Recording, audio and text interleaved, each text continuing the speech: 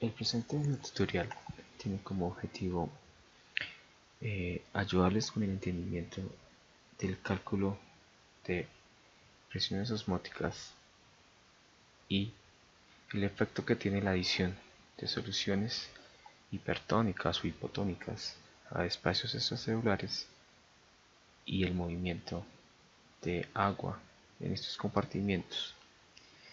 El marco de referencia teórico que vamos a utilizar es el que se encuentra expuesto en el capítulo 25 de la 11ª edición de la Fisiología Médica de Gate. Para dar inicio, entonces, vamos a recordar que los espacios corporales o líquidos corporales se dividen en dos grandes espacios o fluidos. El fluido intracelular, 28 litros aproximadamente, que pueden cambiar obviamente dependiendo del sexo, la edad, porcentaje de masa corporal, entre otras condiciones, y el espacio extracelular, que se divide en el compartimento del plasma y el fluido intersticial. No obstante, para estos cálculos vamos a asumir el fluido extracelular como un solo gran compartimiento. ¿Listo? El movimiento de agua a través de estos dos compartimientos, delimitado por la membrana celular, se da dependiendo de la actividad osmolar de los dos. Cuando la actividad osmolar de los dos está equilibrada, no hay movimiento neto de agua, por lo tanto no hay ósmosis o no hay difusión neta de agua. Esto quiere decir que van a permanecer en los mismos volúmenes con la misma actividad osmolar. Pero si yo ingreso una solución hipertónica, eso me va a cambiar o me va a ocasionar un desequilibrio en la actividad osmolar de los otros compartimientos, haciendo que esta solución sea hiperosmótica. Eso va a ocasionar que entonces haya un movimiento favorecido de agua hacia el espacio extracelular, lo que va a hacer que disminuya el líquido intracelular y aumente el líquido extracelular. Esto se va a dar hasta que los dos igualen la actividad osmolar y en ese momento va a cesar el movimiento o la difusión neta de agua. A continuación vamos a ver y analizar y a calcular el efecto que tiene la infusión de 2 litros de una solución hipertónica al 3% de solución salina y los efectos que estos tendrían en movimiento de agua entre los compartimientos. Vamos a poder calcular cuánto volumen de agua se mueve para alcanzar el equilibrio osmótico. Entonces, estos son los cuadros que vamos a encontrar en el libro texto. Vamos a ver, vamos a entenderlos.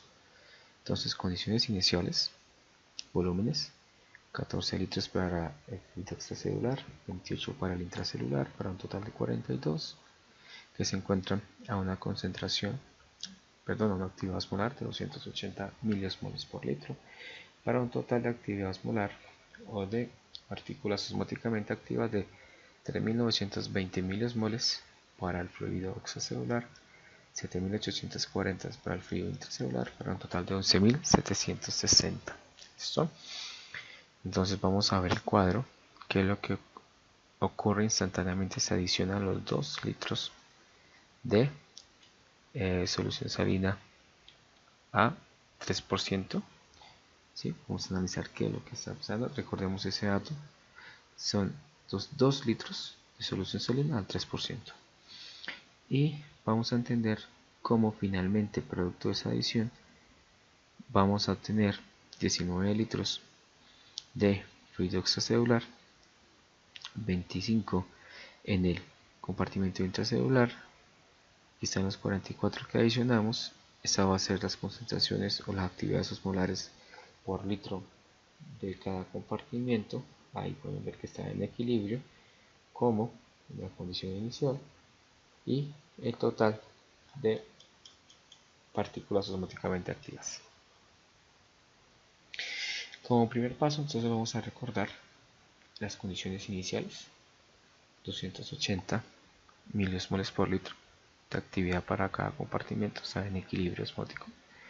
y el total de partículas osmóticamente activas, 3920 milismoles para el extracelular, 7840 para el intracelular, para un total de 11760. Entonces lo primero que vamos a hacer es definir el volumen y el número de moles de las partículas disueltas adicionadas.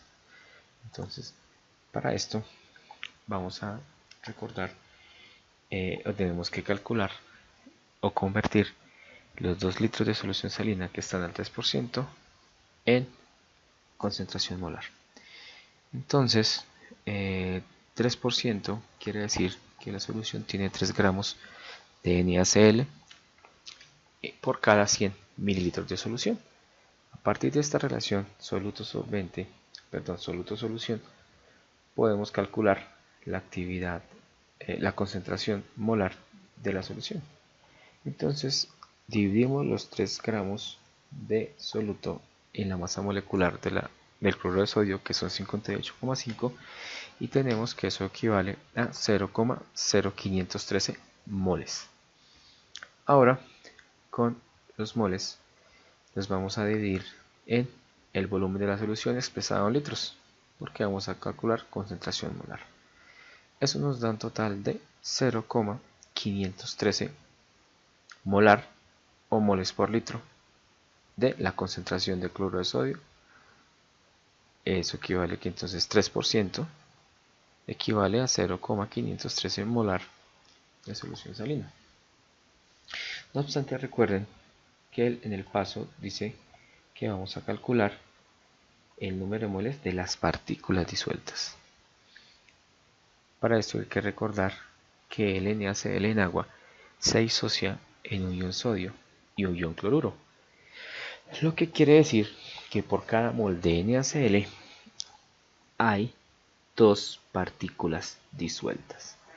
Entonces vamos a tener que multiplicar los 0,513 moles que hay por litro de NaCl por 2. Eso quiere decir que por litro nosotros tenemos un total de 1.026 moles. Para convertir esto a la misma unidad que se está expresando, que es milismoles, vamos a convertir los moles en milimoles. 1.026 moles equivalen a 1026 milimoles por litro. Ahora, esos 1026 que están por litro, les vamos a sacar el número total de moles que fueron adicionadas. Como hay 1026 milimoles por litro y se adicionaron 2 litros de esa solución, quiere decir que en el total de los 2 litros hay 2052 milimoles. En expresión de actividad osmolar o de partículas disueltas o de partículas osmóticamente activas hay 2052 miliosmoles de partículas que se adicionaron. Eso quiere decir que si sumamos los 2052 miliosmoles a los 3920 miliosmoles que había en el fluido extracelular, recuerden que es una infusión de NaCl, vamos a obtener un total de 5.972 miliosmoles. Es importante entonces que recuerden este dato porque más adelante lo vamos a trabajar. Quiere decir que nosotros en los 2 litros de NaCl que adicionamos al espacio extracelular, es decir, donde adicionamos 2052 miliosmoles, ese espacio extracelular, justo en el momento que yo adicioné, va a quedar con 5.972. Recuerden que la membrana plasmática, la membrana de las células, es de permeabilidad selectiva y ella es parcialmente permeable al agua, pero es impermeable a los iones, como en este caso el cloruro y el sodio. Por lo tanto, esos miliosmoles que adicionamos no van a ingresar a las células, sino van a permanecer ahí en el espacio extracelular. Quiere decir que esos 5.972 van a permanecer ahí. ¿Listo? Tengamos en cuenta ese dato. Adicionalmente vamos a tener en cuenta para efectos de estos cálculos que los volúmenes son aditivos. Y entonces, como eran 14 litros de volumen de espacio extracelular y adicionamos 2, vamos a tener 16 litros en total en ese espacio extracelular. ¿Listo?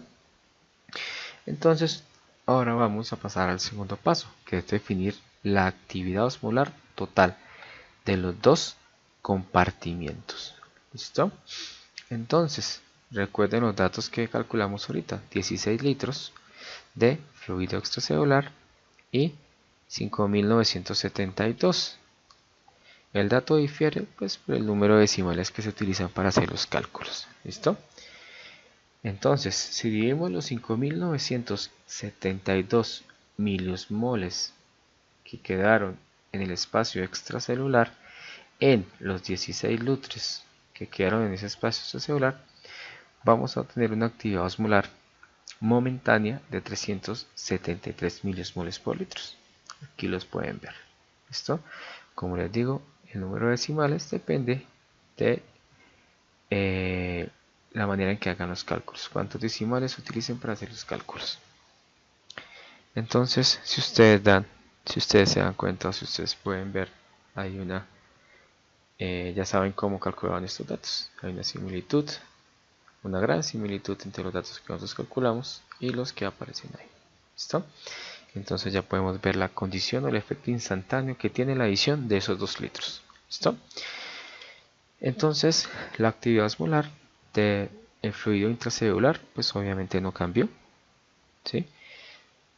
Permanece igual. Obviamente, mientras se da el efecto, inicia ahora el movimiento de agua para tratar de buscar en equilibrio, porque en ese momento hay un desequilibrio, ¿cierto? No equilibrio, un desequilibrio osmótico. 280 contra 373. ¿Listo? La actividad osmolar total, más que la actividad osmolar, es el número de partículas totales activas osmóticamente, si cambió, ¿cierto? Ahora tenemos 3811 debido a las 2000, al poco más de 2000 que adicionamos al espacio extracelular por la infusión. ¿Listo? Entonces aquí tenemos las 5972 más las 7840 que ahora hay.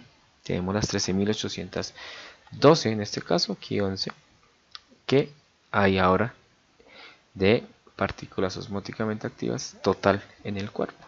¿Listo? Estos datos nos van a ayudar a calcular los del tercer paso y últimos para obtener esta tabla. Entonces, aquí lo que vamos a hacer es determinar la actividad osmolar por litro y los volúmenes finales, o sea, cuánta agua se movió a qué compartimentos para los volúmenes finales cuando se alcance el equilibrio, porque como pueden ver acá ya se alcanzó el equilibrio en cada compartimento. ¿Listo? Entonces vamos a ver qué sucede. Entonces, los 3812 de partículas osmóticamente activas totales que hay en el cuerpo los vamos a dividir en los 44 litros que hay ahora de líquido en total en el cuerpo. Eso nos da 313,91 miliosmoles por litro, que son los que aparecen aquí en esta tabla. Ahí tenemos la actividad osmolar de cada compartimiento. Es decir, que para que el cuerpo esté en equilibrio, tiene que llegar a los 13,91 miliosmoles por litro. ¿Cierto? Cuando lleguen ahí, va a alcanzar el equilibrio. Entonces, para saber cuánta agua se movió o en qué volumen quedó el líquido extracelular, pues dividimos los 5972 miliosmoles en la actividad osmolar que se debe alcanzar para que quede en equilibrio osmótico, en los 313,91 miliosmoles por litro.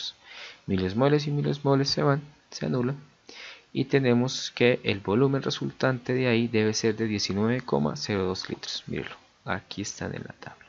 ¿Listo? El siguiente dato es para el fluido intracelular.